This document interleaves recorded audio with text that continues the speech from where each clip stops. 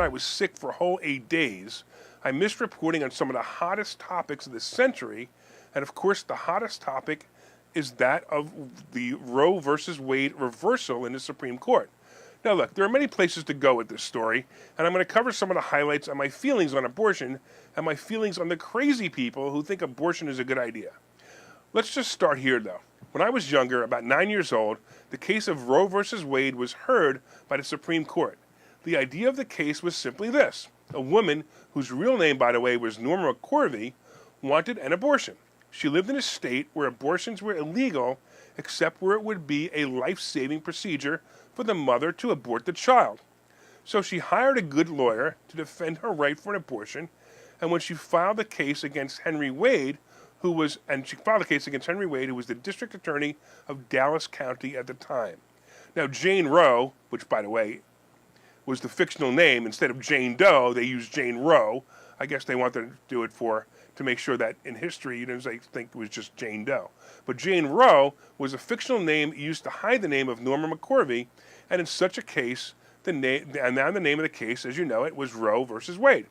Her lawyer, and by the way, I love lawyers who think outside the box. No matter no matter what the case is that they're working on, I really like lawyers who work outside the box. But he made a case for the 14th Amendment, specifically stated, "Nor shall any state deprive any person of life, liberty, or property without due process of law." So basically, he used this by saying if she spoke with her doctor and she wanted to have an abortion, it was a private conversation and no one should know about it or the outcome. Sort of sounds like what HIPAA was to me, and it sort of sounds like the reason we should not be asked for a vaccine card either. But back to the story. So basically, the case rode on the idea that if a woman goes to a doctor and says this is a life-saving procedure and the doctor agreed, an abortion would be legal and the doctor would not have to worry about criminal prosecution. So basically, the concept of the decision was really about being a doctor and being able to lie and not have consequences for the doctor or the patient. So now it was cleared by the Supreme Court, and 50 years of open-end abortions were basically legalized. By the way, for those who don't know, Norma McCorvey gave birth to the perfectly healthy baby girl and gave it up for adoption. McCorvey also became a pro-life advocate as time went by. So now you know the story. Basically, it's about a lawyer with a smart defense who tried to make a name for himself by taking this to the Supreme Court and winning based on a shoestring of a leap by using the 14th Amendment. By the way, there were no mentions of the lawyer's name anywhere that I could quickly find, so it didn't work anyway. All right, what it did do, however, was murder approximately 600,000 babies per year, or about 30 million humans in 50 years of rampant abortion law abuse. 30 million. Wow, and they said 6 million Jews killed by Hitler was a Holocaust. 30 million. Remember when I started this story about me being 9 years old when Roe versus Wade was heard? Well, I didn't understand it then, but I remembered my teachers talking about the fact that what was inside a woman who was pregnant was simply a lump of cells. I didn't know it at the time, but I was clearly being indoctrinated. I can only imagine what's being taught in the classroom this week. Ugh. The teachers spewing their political views on how the women have lost their rights. Damn, we need to sue the teachers. But first, let's take a real look at pregnancy. Look, we all know the mechanics of pregnancy. You know, a little friction and then a squirt. After that, the sperm meets the egg and the magic begins. Scientists, as you know, these people who still think math works, have broken pregnancy into 3 trimesters. Look, the first trimester is the one that's mostly in question here.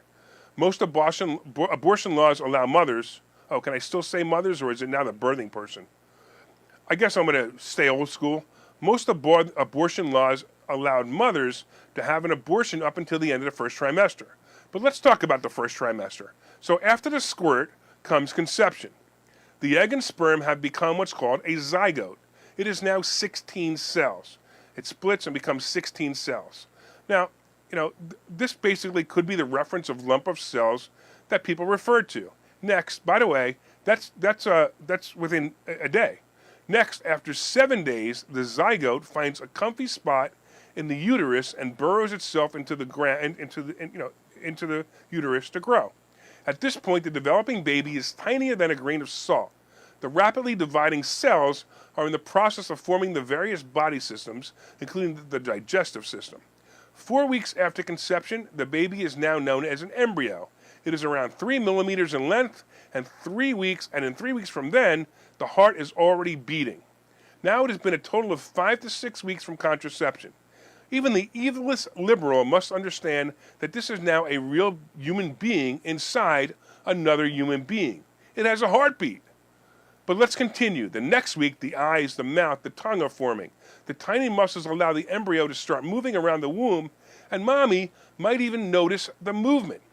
The next week, the embryo is now known as a fetus, and it is about 2.5 centimeters in length. All of the bodily organs are formed.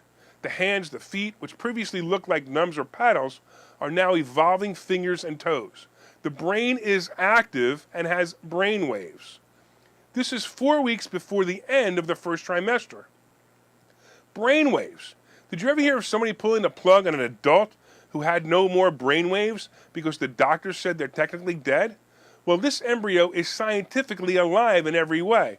If the plug was pulled on a human with brain waves and a beating heart, it would be considered murder. The next week, the fingers and toes are recognizable, and the classic shape of the baby is formed. So if anyone says it isn't murder, make sure you explain to them that it is definitely murder. In the next 2 weeks, it starts sucking a thumb and technically can cry because it has vocal cords. This is the end of the first trimester. Of course, at the end of the 9-month journey, we all know what joy the baby brings when it sees the light of the day for the first time, and if you haven't experienced this yet, you'll never forget it when you do. Now let's fast forward to last week's ruling and the law involved in the ruling and why Roe versus Wade should have never stood the legal test of the United States Constitution. There is something called unenumerated rights in the Constitution, specifically in the 9th Amendment.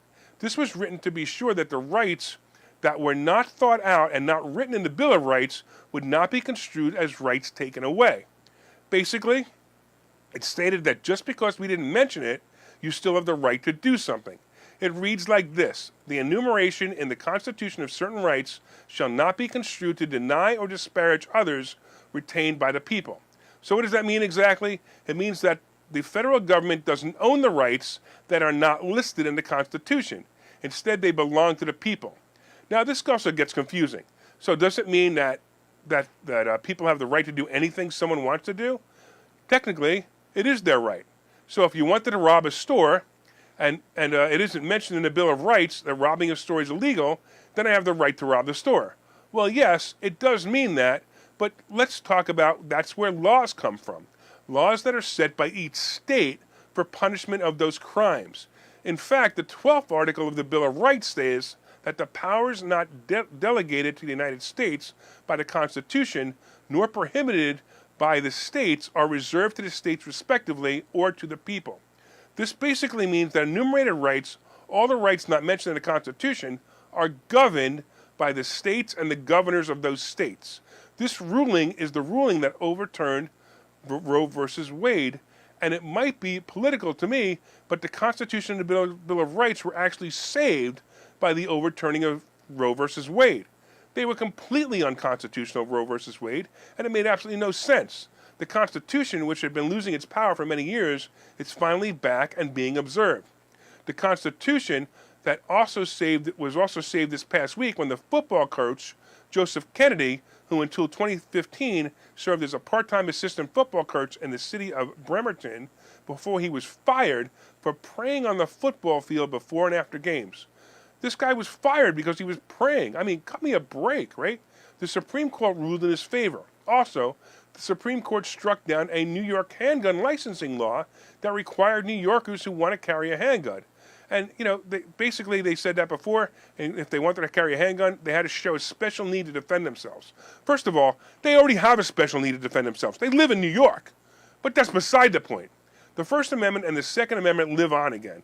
All right, on another note, now be careful, the overturning of Roe versus Wade may also be legal precedent to overturn, and by the way, it should overturn the right to gay marriage for the United States. All right, now be careful because I want you to understand what I just said, and I want to understand what I believe. Although I'm okay with gay marriage, after all, shouldn't everyone have the right to suffer through marriage, gay or not? Oh, sorry, honey, I kind of thought that was a funny joke. But it's not a constitutional amendment, and each state should have the enumerated right to decide. I kind of hope that they all decide to continue with it. But it should not be a constitutional amendment that allows gay rights. It should be simply state to state. All right, I want to thank you, Donald Trump, for bringing in real Americans who understood the Constitution as it was written, not as it was bypassed by liberals with an agenda.